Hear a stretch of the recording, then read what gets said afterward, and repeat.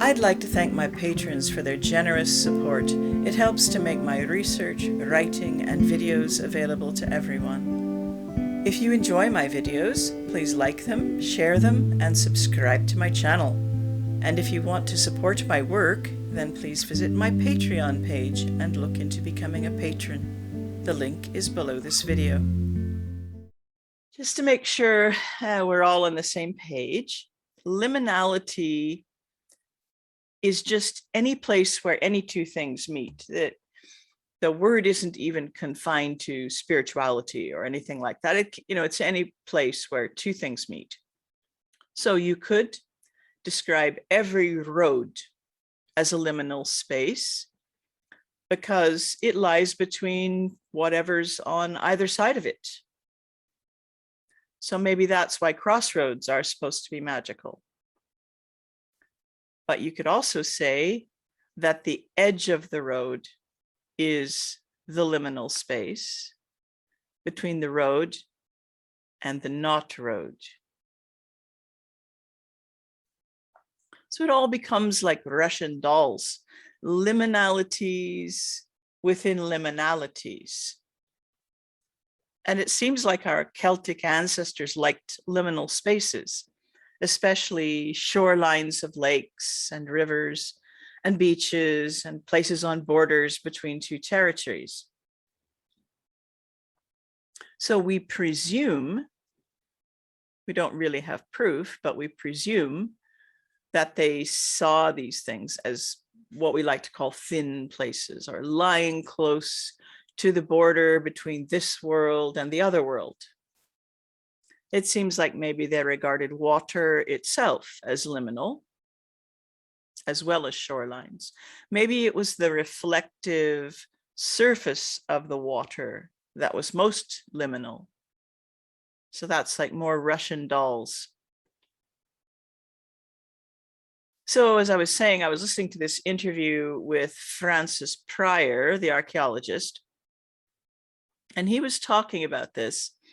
He's been intimately involved with the fenlands of Eastern England for a lot of his career. He made a big discovery there. And much of Britain used to be a lot swampier, a lot less drained than it is today. Certainly, I'm most closely associated with East Lothian in Scotland, and that's all drained land. There's drainage everywhere. It's very low-lying land. Not all of Scotland, just mountains.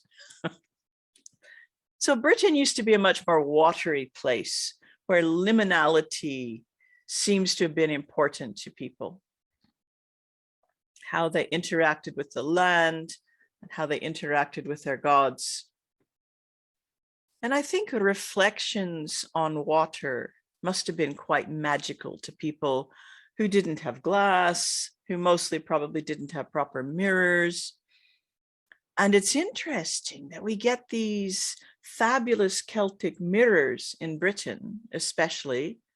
They turn up in other places in the world, not only just Celtic places, but Britain seems to be a hotbed of bronze mirror making. I've never been completely sure exactly what the reflections in these bronze mirrors would have been like. You know, how distorted were the images? Could you see fine detail and so on? I'm guessing that the most high status ones were probably the flattest and took the best polish. And so the reflection was the most true. And I know that there's theories about whether the use of these mirrors was magical or mundane. We don't know for sure. And I remember hearing a talk once where a woman, I'm afraid I didn't take the trouble to find out her name. It's long ago and far away, but I could maybe find you guys a link. It's kind of an interesting talk. Anyway, she was talking about her practices with the light of the full moon. And much of it involved catching moonlight in a mirror and reflecting it back at herself like onto her naked body or into a room or whatever. That image has really stayed with me, and I've played around with it a little myself, but unfortunately where I live now, I have a very poor view of the sky, so I've kind of had to let that go. But it was that talk that inspired me to write that poem about the full moon called Full Moon Path. It's in that Wheel of the Year chapbook, but I'll just share it. It's not very long. And now you'll know what it was about. So we sat by lake shores, sailing on silver, silent ships of night, following the silver strand of moonlight. The face of the moon was round and bright. We stood on cliff tops, watching the white way of the waves, following the silver path she engraves. The face of the moon was pale and grave. We lay alone in secret bowers, catching her shining light in mirrors. The face of the moon revealed her powers. Forever, her silver light is ours. So that's another kind of liminality. The light of the moon, in a way, it connects us to the moon, to her gravitational workings. So where did my thoughts about liminality go next? Well, this is kind of odd, but I'll try and explain. I was thinking about those bronze mirrors and wondering if maybe the people who prized them, were kind of attempting to capture liminal space with these mirrors. So sometimes it's inconvenient to travel to the water's edge or to the crossroads. Sometimes it's raining, or, you have to look after the kids or whatever. And then, I thought of our obsession with screens. So it's, it started with the television in my childhood, and it's only gotten more and more pervasive. And I wonder whether, like so many things, we like it because we're hungry for something. And among the things we're hungry for is liminality. And I don't know if you've ever seen a photograph of somewhere you love, say, while you're on your phone or your computer, and you've just wanted to go through that screen so bad, that feeling.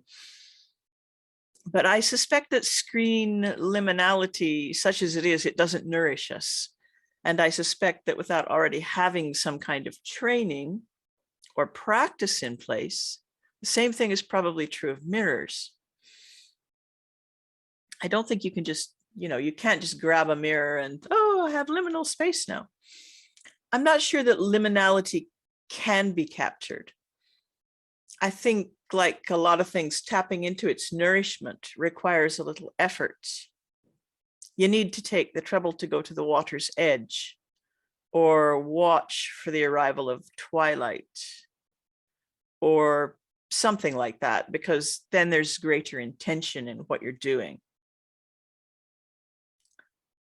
I've been drawn to meditate recently in a little park near my house. It's rainy here. I live in quite a rainy climate, and the library, the little local library, has built a little roofed structure in the park for kids' story time. And it doesn't have any walls. It's just like an little apex roof. It's just a tiny little place. And the 4 pillars which support the roof have all these amazing storybook carvings going up the supports. I like it because I'm neither indoors nor out, I think. And the bench that I sit on, which is absolutely the perfect height for me, it's just wonderful. It's neither indoors or out, but it's just under the overhang of the roof and no more. And it's beside the river. I don't know what they do about children falling in the river, but not my problem. So, all I need is a tin bath and a goat to balance my other foot on, and I'll be able to fly away like an eagle, like Slay. This is one of the Celtic mirrors from England. I've got pictures of just 2 or 3 here. And I've used illustrations because you can see the patterns on the back more clearly.